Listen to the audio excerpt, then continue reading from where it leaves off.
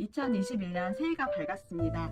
이번에 2021년을 맞이하면서 장애인 정책에 많은 것들이 변경되었는데요. 이번 시간은 2021년 변경된 장애 정책에 대해 안내해드리도록 하겠습니다. 빠르고 간략하게 아주 핵심만 짝짝 뽑아서 전달해드릴 테니 끝까지 봐주세요. 참고로 영상 밑에 더보기에 바뀐 정책에 대한 기호가 있으니 원하시는 정보를 빠르게 확인하고 싶으신 분들은 더보기란을 확인해주세요. 드디어 실현되었습니다. 65세 이상 장애인 활동 지원 서비스 제공. 65세가 되면 활동 지원 서비스가 절실한데도 제도적 한계로 돌봄 서비스를 받지 못한 장애인분들이 많았었죠. 이번 2021년부터 서비스를 확대 강화해 장애인의 자립생활을 지원하고 가족의 돌봄 부담을 경감시켰습니다. 그간 장애인 활동 지원 수급자가 65세가 되어 장기 요양 수급자로 전환되는 경우 체중증 장애인의 급여량이 대폭 줄어드는 사례가 있어 제도 개선의 필요성이 꾸준히 제기되어 왔습니다.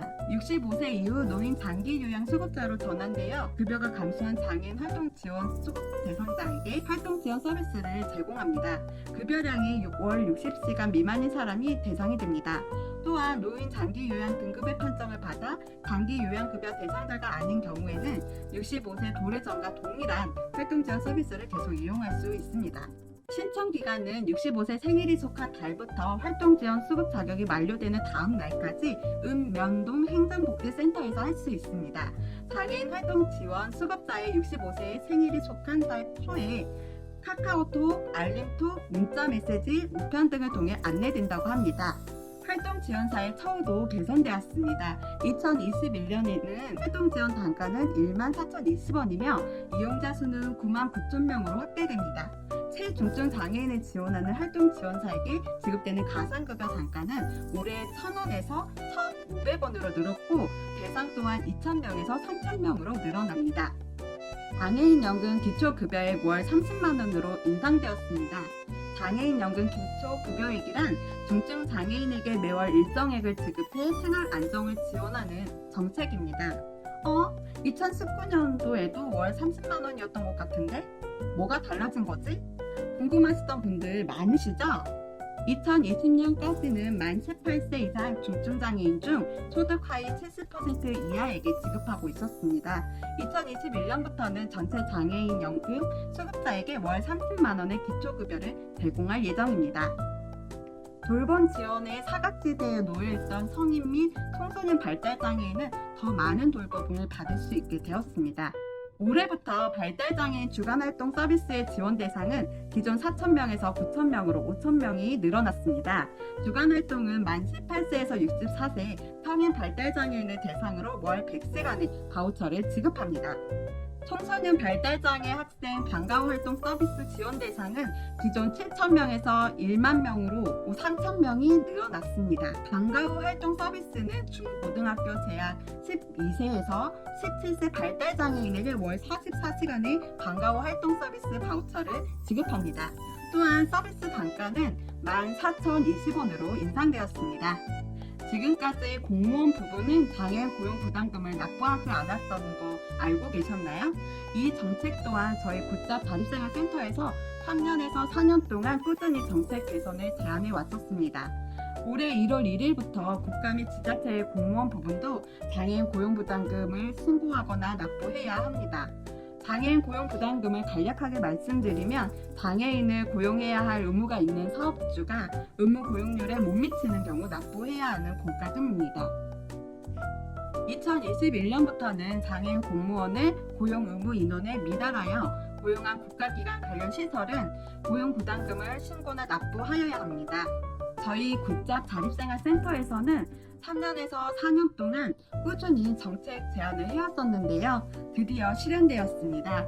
장애인을 기업에서 의무적으로 고용해야 한다는 사실 다들 알고 계시죠? 고용한 장애인 수가 고용 의무 인원에 미달하는 경우 고용 부담금으로 신고나 납부해야 합니다. 정부는 규모와 관계없이 장애인을 고용해야 하며 정부 및 민간기업은 상시 근로자 수 100인 이상의 경우 장애인 고용을 의무화해야 합니다. 2021년 1월 1일부터 장애인 고용부담금 부담 기초액이 작년 107만 8천 원에서 109만 4천 원으로 인상되었습니다. 장애인 고용 의무 이행률이 4분의 3일 경우엔 109만 4천 원을 지급해야 합니다. 만약 장애인을 한 명도 고용하지 않을 경우 최저임금인 월 182만 2,400원을 내야 합니다. 약 국가에서 중증장애인 근로자들을 위하여 출퇴근 비용을 지원할 예정입니다. 이 정책 역시 굿잡 자립생활센터에서 3년에서 4년 동안 꾸준히 정책 제안을 해왔던 사업입니다. 4월 1일부터 시작하니 미리미리 대상이 되는지 확인하시고 신청하면 좋을 것 같습니다. 월 5만 원으로 교통 바우처 방식으로 지원하여 버스, 택시, 자가용 주유비로도 사용할 수 있습니다. 그렇다면 받는 대상은 누구일까요? 대상은 중증장애인 중 최저임금 적용제 인가를 받은 중위소득 100% 미만자 6,300명을 대상으로 합니다. 여기서 잠깐! 최저임금 적용 제외 인가를 받은 중위소득 100% 미만자란 우리가 근로를 하면 최저임금을 적용받는 것은 당연하지요. 하지만 동거하는 친족만을 사용하는 사업자, 수습 중인 근로자, 근로 능력이 현저히 낮은 근로자 등의 이유로 최저임금을 적용하지 않는 경우가 있습니다. 근로자의 정신적 혹은 신체적 상해가 업무 수행에 현저히 지장을 준다고 판단되어 보건복지부 장관의 인정을 받은 경우에 최저임금 적용 제외를 받습니다. 이런 최저임금 적용 제외 인가를 받은 자 중 2021년 중위소득 100%, 즉 182만 7,830원 미만인 자를 대상으로 한다는 의미입니다. 장애인 인식 개선 교육 굉장히 중요하죠. 지난번 마트에서 시각장애인 안내견 훈련 출입을 막는 사건 같이 장애인에 대한 이해가 부족하여 장애인이 차별받는 경우가 있습니다. 때문에 장애인 인식 개선 교육은 비장애인과 장애인이 함께 살아가기 위해 꼭 필요한 교육입니다. 저희 굿잡 자립생활센터에서 3년에서 4년 동안 꾸준히 정책 제안을 해왔었는데요. 이번 연도에 더욱 강화되어 너무 다행입니다. 올해 1월 1일부터 상시 근로자 수 300인 이상의 사업주가 자체적으로 직장 내 장애인 인식 개선 교육을 실시하는 경우 일정한 자격 기준을 갖춘 사내 강사가 실시하여야 합니다. 종전에는 사업주가 자체 교육을 할 경우 강사에 대한 자격 기준이 없었습니다. 하지만 올해부터는 일정한 자격 기준을 갖춘 강사가 실시하여야 합니다. 일정 자격 기준을 갖춘 장애인 인식 개선 파트너 강사가 필요하신가요? 저희 센터에서는 작년 기준 7명이 직장 내 장애인 인식 개선 교육 파트너 강사 자격을 획득하여 현재 강사로 활동하고 있습니다. 300인 이상에서 직장 내 장애인 인식 개선 교육 강사가 필요하신 경우 저희 센터에 문의해 주시면 되겠습니다. 2021년 7월 1일부터 장애인과 고령자의 접근성이 개선되어 필수 규격 5종에서 7종으로 확대되었습니다. 성능이 개선된 새로운 무인 민원 발급기가 보급됩니다. 기존의 5종은 장애인 키패드, 시각장애인 음성 안내, 청각장애인 메시지 안내, 점자 라벨, 이어폰 소켓이었습니다. 추가로 2가지 기능이 추가되었는데요. 저시력자 및 시력이 감퇴한 고령자를 위한 화면 확대 기능과 무인 민원 발급기 높이를 1220mm 이하로 낮춰 휠체어를 탄 장애인도 이용에 불편이 없도록 하였습니다. 더불어 터치스크린 화면의 버튼을 조작하지 않고 음성으로 민원 서류를 신청할 수 있게 됩니다.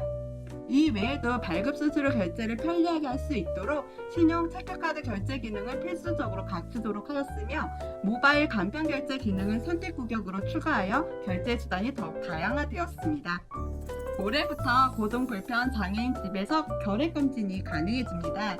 2020년부터 취약계층 노인, 노숙인 대상으로 전국으로 찾아가는 결핵 검진을 시작하여 2021년부터 결핵 검진 사각지대 해소를 위해 고동 불편 장애인까지 확대하였습니다. 네, 여기까지 저희 굿잡 자립생활센터에서 준비한 2021년 변경된 장애인 정책이었습니다. 도움이 좀 되셨을까요? 최대한 정확한 정보를 전달하기 위해 주민센터에 직접 전화하여 확인하였습니다. 여러분 모두에게 도움이 되는 정보가 되었으면 좋겠네요. 모두 코로나 조심하시고 구독과 좋아요 잊지 말아주세요.